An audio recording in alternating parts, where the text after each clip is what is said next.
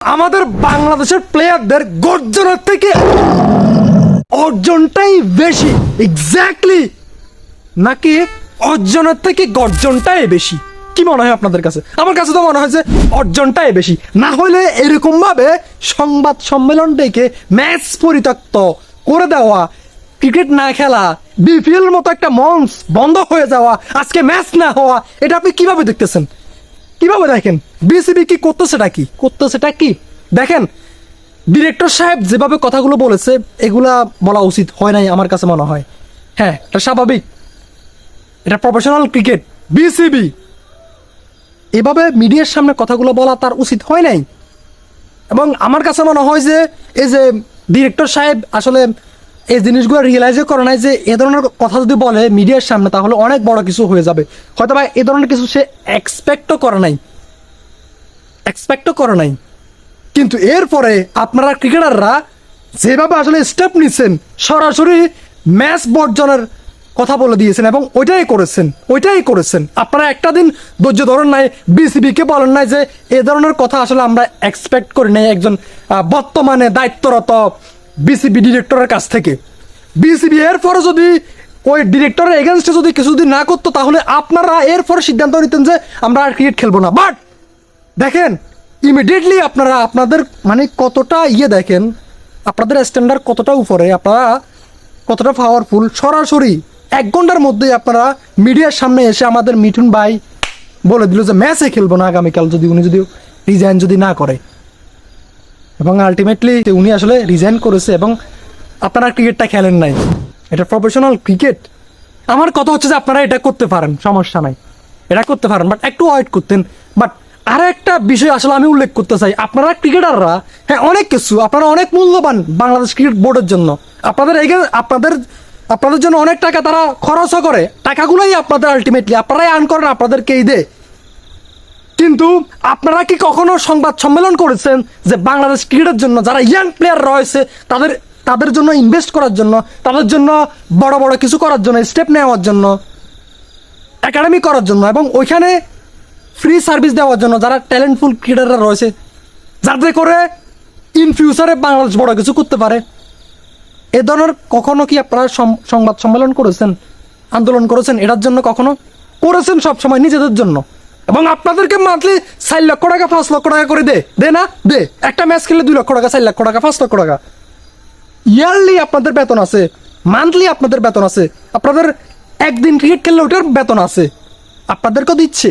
হ্যাঁ, আপনারা কষ্ট করতেছেন, এটা আপনাদের প্রাপ্য। বাট কিছু একটা হইলে এই যে সরাসরি আপনারা আপনাদের জন্য মাঠে নামি যান। অন্যান্য প্লেয়ার যারা আসলে ইয়াং প্লেয়ার যারা রয়েছে তাদের জন্য কখনো কি মাঠে নেমেছেন? যে বাংলাদেশের ক্রিকেটের জন্য কি কখনো মাঠে নেমেছেন? ইন ফিউচারে বাংলাদেশ যেন ভালো কিছু করতে পারে, এটার জন্য কি কখনো মাঠে নেমেছেন? একজন ওয়ার্ল্ড কাপ জয়ী প্লেয়ার, তার অবস্থা এতটাই করুণ যে চলতে পারতেছে না, তাকে হেল্প করে না বিসিবি। ক্রিকেট থেকে ভালো একটা অ্যামাউন্ট তাকে দেওয়া হয় না। হ্যাঁ, রিসেন্টলি হয়তো বা তাকে 5 লক্ষ টাকা দেওয়া হয়েছে, কিন্তু কতদিন পরে তার কষ্টটা আমরা দেখতেছি নিউজ মিডিয়াতে আজকে থেকে 1 বছর আগে। সে চলতে পারতেছে না কোনোভাবেই, কিন্তু তাকে যে কিছুদিন আগে 5 লক্ষ টাকা দিয়েছে বিসিবির তরফ থেকে। শুধুমাত্র এরা না, যে ক্রিকেটের জন্য বিসিবি থেকে বিশাল অ্যামাউন্টের টাকা খরচ করা উচিত শুধুমাত্র ক্রিকেটের জন্য। ইয়াং প্লেয়ারদের ফিউচারে ইনভেস্ট করলে তারা আপনাদের জন্য বড় অ্যাসেট হবে, যেটা বাংলাদেশ ক্রিকেট বোর্ডের জন্য, বাংলাদেশ ক্রিকেটের জন্য অনেক বিশাল সম্পদ হবে ইন ফিউচারে। এই যে লাইক আমি যদি একটা ফর এক্সাম্পল কিছু কথা বলি, যে বাংলাদেশের অনেকগুলো জেলাতে আপনার বড় বড় একাডেমি করে দেওয়া, বিভিন্ন ফিস তৈরি করে দেওয়া, এর উপরে মানে ইনভেস্ট করা শুধুমাত্র ক্রিকেটারদের জন্য, নতুন প্লেয়ারদেরকে তোলার জন্য।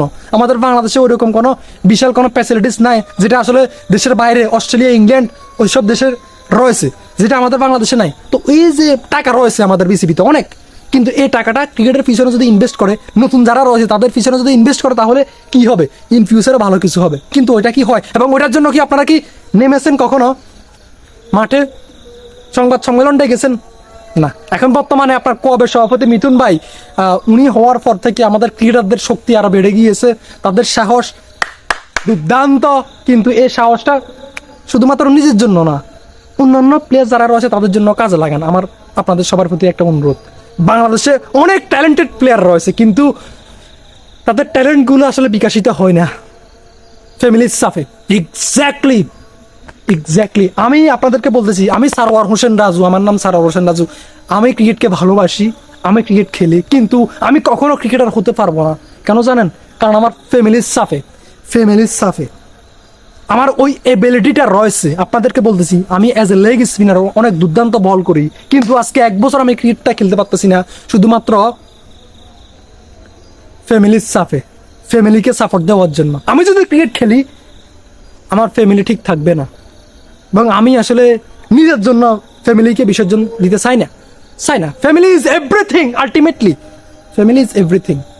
আপনি বলবেন আপনি কীরকম ক্রিকেটকে ভালোবাসেন, যে ক্রিকেটকে না ভালোবেসে আপনার ফ্যামিলিকে ভালোবাসেন। আরে ভাই, ক্রিকেট আমাকে হয়তো এই দুনিয়াটা দিবে, কিন্তু আমার মা বাবা আসলে ছোটকাল থেকে আমাকে অনেক কষ্ট করে, ভাই I am not from wealthy family, ধনী ফ্যামিলি থেকে আমি নয়, তারা আমাকে অনেক কষ্ট করে লালন পালন করে বড় করতেছে, এবং তাদের জন্য আমার অনেক কিছু করতে হবে, তাদেরকে সাপোর্ট দিতে হবে। হ্যাঁ, ক্রিকেট খেলেও তাদেরকে সাপোর্ট দেওয়া যায়, তবে এটা লং টাইম পরে, সেদিন পর্যন্ত তারা কি থাকবে কিনা এখানে, এটাও তো সব থেকে বড় কোশ্চেন। এর জন্য আমার কাছে ভয় লাগে এদিকে যাইতে। আপনাদেরকে আমি একটা চ্যালেঞ্জ করে একটা কথা বলতেছি, আজকে যদি আমাকে যদি বেশি না 20 লক্ষ টাকা দিয়ে যদি বলে, কেউ যদি আমাকে 20 লক্ষ টাকা দেয় এবং বলে যে তুমি ক্রিকেটটা খেলো, আজকে থেকে 4 বছরের মধ্যে বাংলাদেশের one of the best leg spinner আমি হতে পারবো। আমি জানি না আসলে আপনারা আমাকে কিভাবে দেখবেন, কথাগুলো বলতেছি আজকে কিসের মধ্যে কি ইনভলভ করে ফেলেছি, বাট এই যে এগুলো অটোমেটিক বের হয়ে গিয়েছে ভাই, এটাই বাস্তব। চলে যাইতে হবে একদিন এখান থেকে, বাট কথাগুলো বলে গেলাম আজকে, মাফ করবেন আমার ভুল ত্রুটি হলে। আল্লাহ হাফেজ। আপনাদের মূল্যবান মতামত আসলে জানতে চাই। আসসালামু আলাইকুম, আল্লাহ হাফেজ।